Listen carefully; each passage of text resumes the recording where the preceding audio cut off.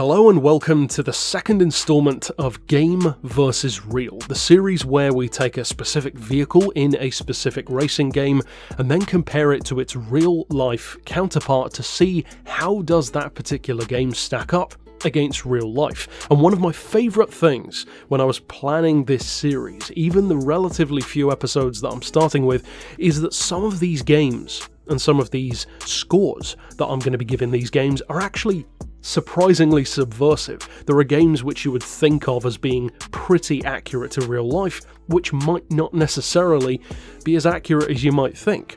Last week, for instance, with the Horizon 4 version of the BMW i8 versus real life, it wasn't necessarily as accurate as you might think. And that of course brings us to this week. Now, as you saw at the start of the video, I would urge you, if you are new to the channel and plan to stick around, please hit that notification bell, not just for me, but more importantly because if you subscribe, then clearly you want to see my new videos, and without hitting the bell, that simply won't happen. Now, with that to one side, I said in the first episode that this particular series, due to how much smaller it is in scope, compared to the rest of the channel at least, it really benefits from likes and extra comments and sharing it with friends. So if you do enjoy the episode, and maybe you don't usually like the videos, I would appreciate that because it makes it come up higher in search results. If you don't usually comment, give me your thoughts down below, and maybe just show it to a friend, or share it on Twitter, Facebook, whatever the case may be. All of that is a great help. But when it comes to this week's pick, it's a very personal vehicle to me, because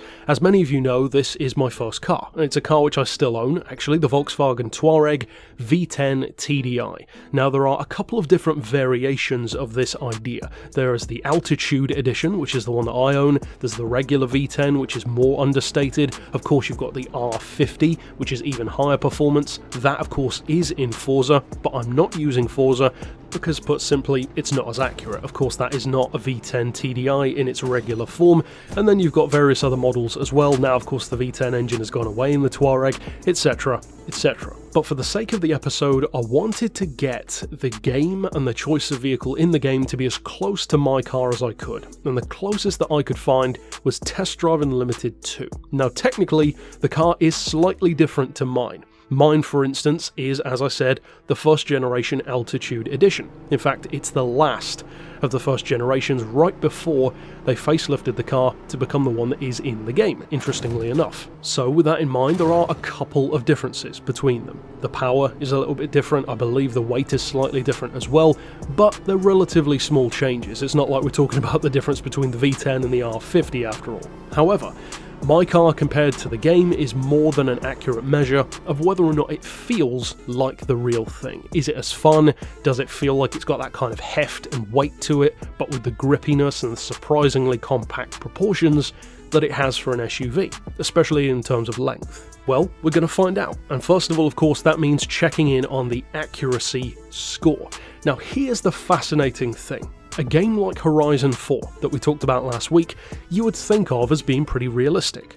Gran Turismo, for instance, which will probably feature in some future episode, you'd think of those specs as being, generally speaking, pretty realistic as well. But when they get it wrong, they get it really wrong. There are cars that have completely wrong weights, powers, performance, and yet Test Drive Unlimited 2, a game within a series which doesn't exactly hang its hat on being the most realistic thing around, does an amazing job, actually, of being authentic. Because consider this, you can actually look at the car's specs in the game, and most racing games don't tell you stuff like 0 to 60 and top speed, because it doesn't tend to matter too much. But one of the things that I like about Test Drive Unlimited is that they actually do show you those things, and that makes them pretty exposed. It leaves them exposed to contradiction compared to the real world, but they were confident enough to still do that. So how does the car compare to real life? Well, interestingly, it compares amazingly well. It's almost entirely accurate across the board.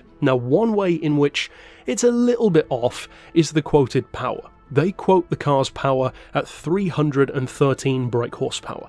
Now that, interestingly, is technically right and wrong at the same time, because I believe it's more of a typo than an error. See, the car does not have 313 horsepower in real life. It has about 307, 308. Interestingly though, if you convert brake horsepower to another form of power measurement, Verstärke, or PS, it has 313.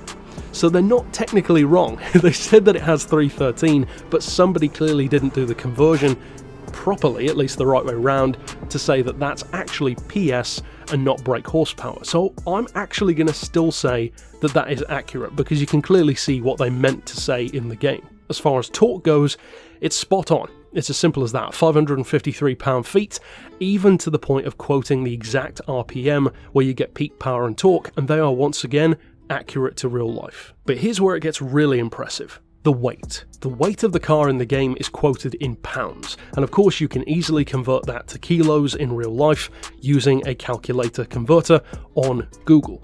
Now the quoted weight is 5,736 pounds. It's a pretty hefty car, 2.6 tons. That's the exact weight of the real car. They got it spot on. So once again, they're on a roll here. The top speed of the car in real life is quoted at about 144, 145 miles an hour. In the game they quote it at 143. But when you're actually driving the car, you can sometimes exceed the limiter or exceed the quoted speed with a couple of vehicles. So basically, it's as close to spot on as you could be. Certainly not the 15 to 20 miles per hour of inaccuracy that Horizon 4 had with the BMW. They're on a roll so far. They're doing really, really well, even to the point of quoting stuff, as you could see earlier on, that isn't even necessary, like the tyre profile and the rim diameter and the tyre width of a Touareg. I mean, most players, 10-year-olds, 12-year-olds, they wouldn't even know what a tyre profile is, generally speaking, and yet it's still quoted in the game. I love those smaller details like that, so overall, I'm actually going to give it a 5 for accuracy. A complete 5 out of 5. Who would have thought that I would give, based not on opinion, but based on the actual on-paper numbers, a better accuracy to real-life score to Test Drive Unlimited 2 than Forza Horizon 4, a game which is, 6 or 7 years newer? There is, however, one small inaccuracy. Now, it's not enough for me to drop it from a 5 to a 4, because it's still very impressive across the board, but that is the acceleration. It's about 0.3 of a second quicker than the real car is. The first generation Touareg V10 had a 0 to 60 time of what sounds these days like an underwhelming 7.8 seconds. Now my car actually doesn't do that because it's modified to some degree, so it is quicker. I'm hoping to find out exactly how quick within the next few months. But the actual quoted speed, the 0 to 60 time more accurately, of that facelifted Touareg that's in the game is about 7.4 seconds. So 7.1 is a little bit too quick, but they're still in a close enough ballpark for my money for it to be realistic and accurate enough to get a full 5. The weight is spot on, the torque, the power's just the wrong unit, but I see what they were going for. The engine, the tyre size, it's very impressive across the board. What then about the realism? Because that, as I said last week, is a very, very different thing. The accuracy is just about the numbers. Does it match up well enough to real life? That's very easy to quantify. This second thing, though, is much more up in the air. The realism is more about the feel of the car, the handling, the cornering, the steering, the driver feedback. Does it feel authentic to what the actual cornering of the car does? Not just at breakneck speeds, but even at normal speeds. Well, for this one, I'm actually going to drop the score just a little bit, but still to a very impressive 4 out of 5. Now, they got the feel of the weight of a Touareg, especially compared, of course, to my real one, very accurately in this game. You can feel that shifting 2.6 tons through the corners. At the same time, though, it feels like this little compact, for an SUV, ball of power. The way it shimmies through corners and sways around on and off road is very authentic to real life. The reason why I'm not giving it a full 5 though is because, put simply, and this is actually a way that the Touareg R50 in Forza is superior to this one, the suspension travel, and this is not surprising for Test Drive Unlimited, is not that realistic.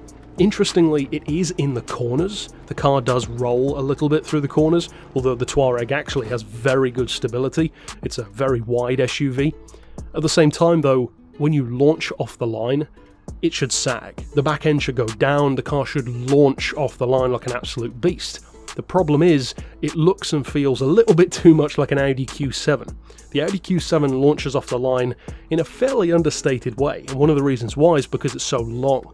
This car is not long. As I said, it's very short for an SUV, and consequently it absolutely launches off the line. In the game, on the other hand, it actually doesn't. The launch off the line is fairly underwhelming, and even though the sound is good, the steering is very accurate to real life, the level of grip, it's all very, very close to real life. That launch, or the lack of sway under acceleration, which is one of the most fun things about driving a Touareg V10, is not there. And that's kind of a crucial thing because it's one of my favourite things about the car, and it's also, more importantly, one of the most noticeable things about driving a Touareg at high speed. It really does pull under acceleration. Interestingly though, and this is actually going to factor in not just for the realism but later on into the fun factor as well, there's an interesting thing about the Test Drive Unlimited 2 physics which actually work somewhat ironically in favour of the Touareg. If I were to compare, say, a supercar from this game to its real-life counterpart, let's say for example that the BMW i8 was in the game, I have no doubt that my score for realism, as far as steering, would be pretty low. It would probably be a 2 or a 3, because it would not be authentic. But here's the interesting thing, the unrealistic physics of most of the cars in Test Drive 2 actually works in favour of stuff like SUVs, because the SUVs, at least this one compared to my Touareg, actually does handle like that. That kind of dull, slight numb steering, which is still very purposeful, feels a lot like the real thing, because of course at the end of the day it is a 2.6 ton low revving twin turbo SUV. It's not going to corner like it's a Renault Clio Williams, of course not, and the handling physics of the game actually suit that down to a T, to the point where it makes the Touareg feel surprisingly authentic. With another car though, those same physics would lower the score. So this is one of my favourite things about this series, wherein I'm not comparing the entire game to real life because the scores would definitely be lower. I'm comparing specific vehicles in the game to real life, and on this occasion that really does benefit Test Drive Unlimited too. So finally, we have the fun factor. And of course, for those who did not watch episode 1, the fun factor refers to not just that culmination of the realistic performance, the realistic cornering and the physics, but does the vehicle feel even a fraction of as much fun as the real-life version does? Of course it could never match it, but does it come close to giving you the spirit or the character of that vehicle?